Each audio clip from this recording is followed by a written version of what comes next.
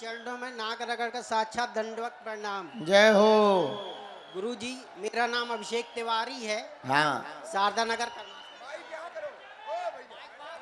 जी जी शारदा नगर करमेता का निवासी हूँ। जी। सर, मैं ये सोचता कि प्रणाम का अर्थ क्या होता है? बहुत अच्छा प्रश्न, ताली बजाओ। और कोई बात?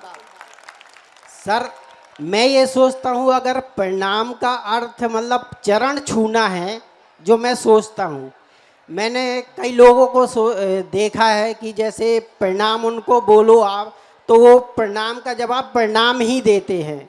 तो इसका मतलब कि मैंने किसी के पैर छुए, चरण छुए, तो वो बदले में मेरा चरण छू रहा है, तो ये तो गलत है ना सर?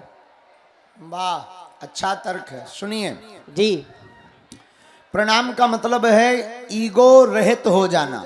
जी किसी श्रेष्ठ के चरणों में अपने अभिमान को रख देना प्रणाम करना है। चरण छूना प्रणाम नहीं है, जी मस्तक को रखना चरणों में प्रणाम है।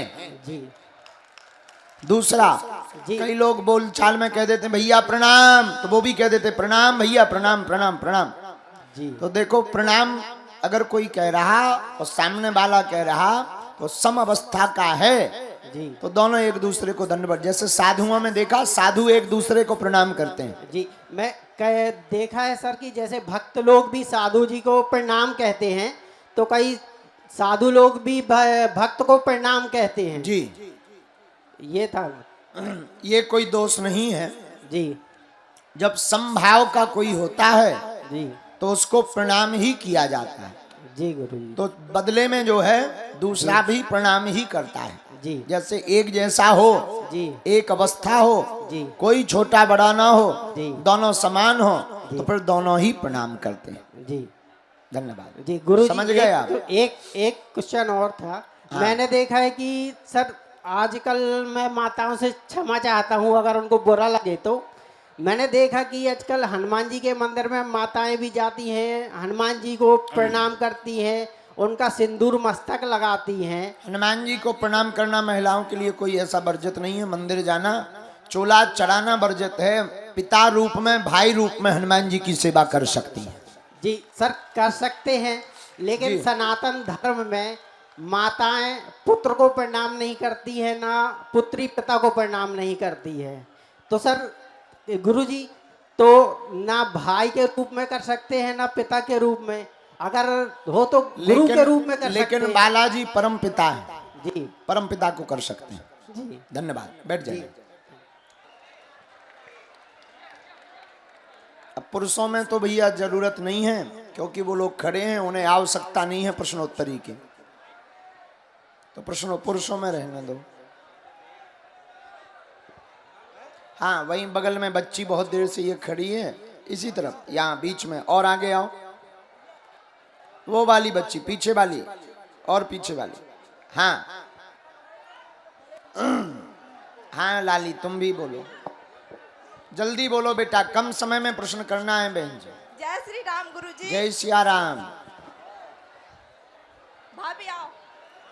बोलिए आप। कोई निजी प्रश्न नहीं करना मेरी है। भांजी है कि वो 1 साल से आंखों से नहीं देख पा रही है कि। उसके लिए धाम आना है आपको। कहाँ पर गुरुजी आप बता बागेश्वर दीजिए, बहुत धाम परेशान बालाजी के हम चरणों लोग। में। ये बागेश्वर देखिए आप। बालाजी के चरणों में आपको आना है, वही लीला करेंगे। बहुत बहुत बिल्कुल। धन्यवाद। वो जो तिलक लगाए बच्ची, उनको दे दो।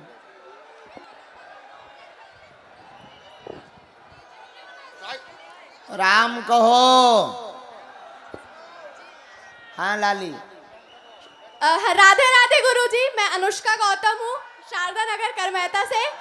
गुरुजी, मैं आपसे बहुत प्रेम करती हूँ गुरुजी, आपके चरणों में कोटि कोटि नमन गुरुजी। गुरुजी, मैं आपसे ये पूछना चाहती हूँ कि भगवत गीता में लिखा हुआ है कि जिस इंसान ने अपनी इंद्रियों में काबू पा लिया वो जिंदगी में सफल हो सकता है। तो और एक तरफ ये भी लिखा है कि संसार में जितने भी रिश्ते हैं वो मतलब एक मोह माया में हमें फंसा के रखते हैं। तो इस संदर्भ में आप क्या एक्सप्लेनेशन देना चाहेंगे? देखो, संसार के जितने भी नाते हैं सब व्यर्थ नाते हैं, लेकिन गृहस्थ जीवन में अगर है कोई जी तो उन नातों में ही राम जी का दर्शन मानकर, जी श्री रघुनाथ जी की सेवा मानकर जी जी संसार के नातों को तन से निभाना चाहिए, राम जी का व्यवहार मन से निभाना चाहिए। इससे जो है इंद्रियां भी सावधान रहेंगी और परमात्मा में मन भी लगा रहेगा। जी। और गुरुजी मेरा एक रियलिटी शो है, उसमें मैं सेलेक्ट हो गई हूँ डांस रियलिटी शो में। तो मेरी मम्मा ने बोला था कि अगर तुम सेलेक्ट हो जाओगी तो हम बागेश्वर धाम में अर्जी जरूर लगाएंगे। तो आप प्लीज हमें आशीर्वाद दीजिए कि हम वहाँ पे अर्जी लगाने जल्दी से जल्दी आ पाए। बिल्कुल बिल्कुल, खूब खूब आशीर्वाद। जाओ, जय हो। अब तो कीर्तन करो भैया सभी, सीताराम।